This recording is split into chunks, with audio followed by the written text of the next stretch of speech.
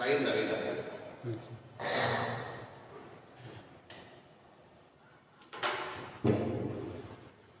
ओम तत्वार्थदर्शनावरण प्रवीणाम वीणा गुणस्वर समीरण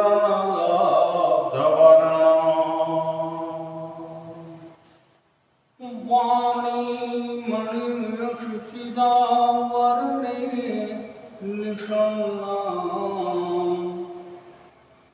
पुण्योपमी चरणं शरणं प्रपद्ये।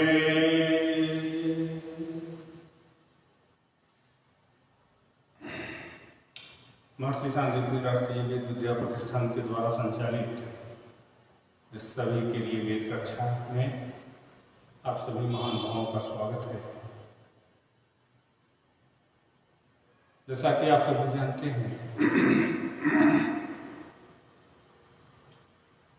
सर्वम वेदाः प्रसिद्धति, सृष्टि में जो कुछ भी है सभी वेद में है। सब कुछ निहित है वेदों में।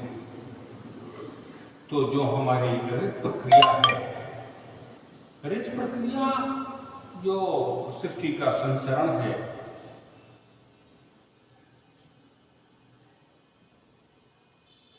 एक के बाद एक, दूसरा, दूसरे के बाद तीसरा, तीसरे के बाद चौथा, जो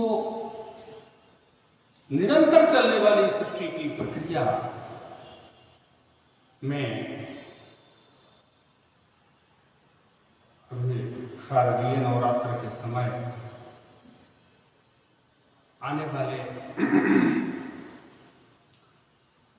शारदीय नवरात्र में भगवती परम्बा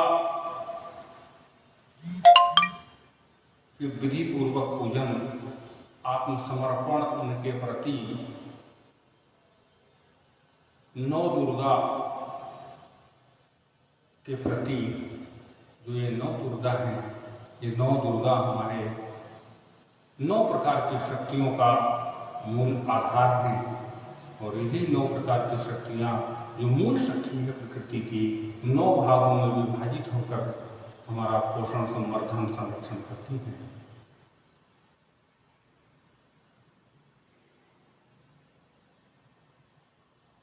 क्रम से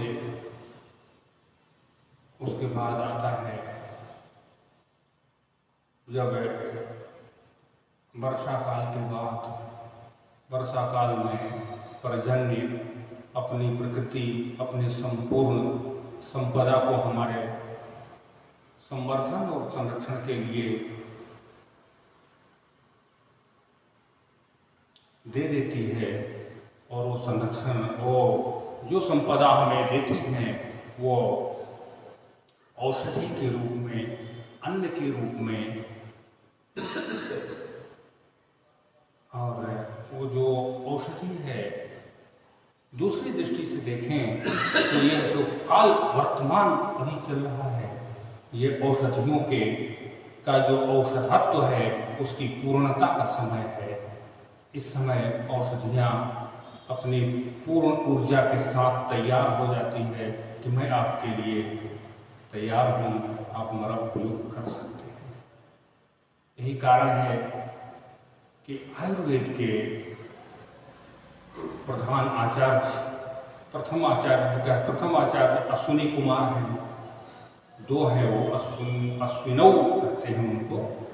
तो बाद में उनके बाद जो धन्वंतरी ऋषि हुए हैं आयुर्वेद के आचार्य, उनका आविर्भाव का समय है। अर्थात यूं कहें कि उन सभी औषधियों का आविर्भाव का समय है, जो हमारे लिए स्वास्थ्य संवर्धन और यही औषधियों का संचय का मूल समय है। इसके बाद आता है दीपोत्सव का कार्य, दीपोत्सव का महापर्व। अमावस्या की रात्रि में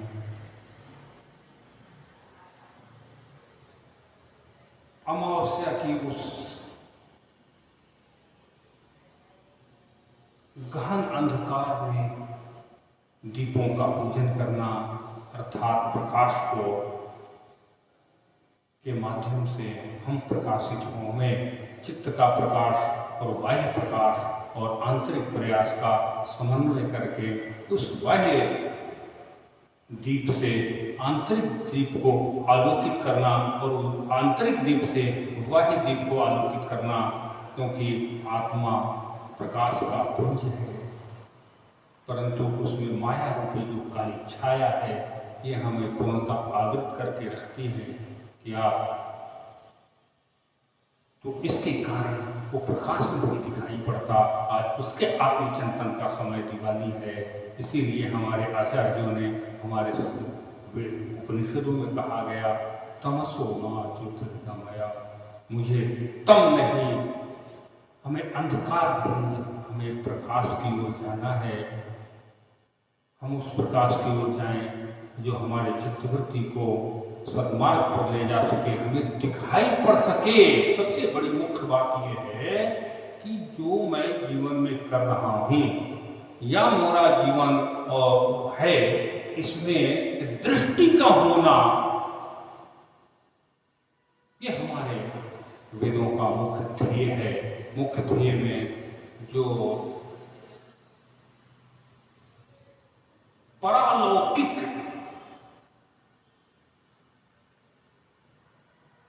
जो व्यवस्था है, परालौकिक यश उपायों न विद्यते, जो सृष्टि में, जो संसार में जिसका कोई उपाय नहीं दिखता हो, वो उपाय हमें वेद बतलाते हैं। अर्थात कि हमारा चित्त, हमारी अंतरात्मा यदि प्रकाश पुंज होगी, माया रूपी, प्रपंच रूपी जो अंधेरा है, अंधकार है, वो मेरी आत्मा के से अलग हो जाएगी, तो हम स्वतः प्रकाश पुंज है, हम सब कुछ देख लेंगे।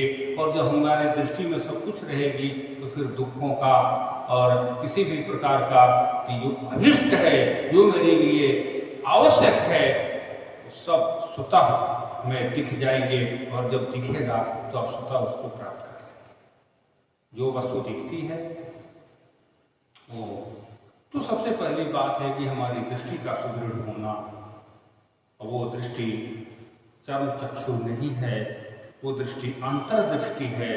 और उस अंतर्दृष्टि का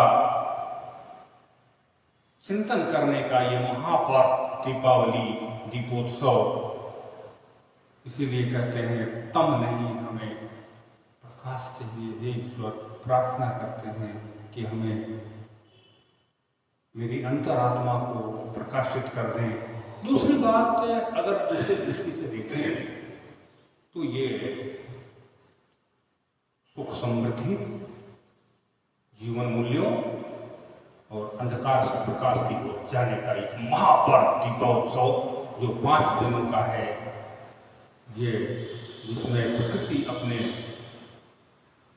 स्वरूप में थोड़ी सी,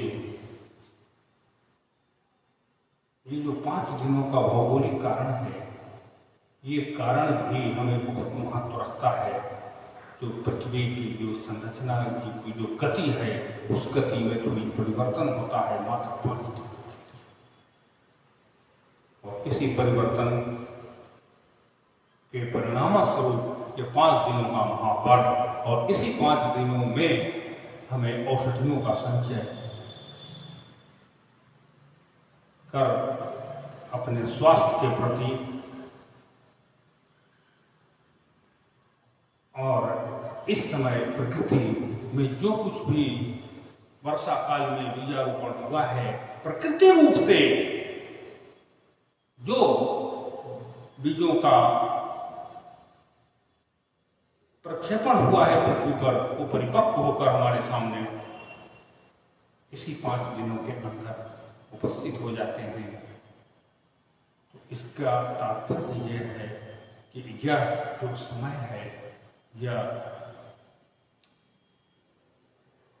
पूर्ण रूप से समृद्धि का की ओर ले जाने का एक पर्व है। आज के दिन से हम संपूर्ण समृद्धि के मार्ग पर स्थापित होकर के वर्ष भर चलते रहेंगे।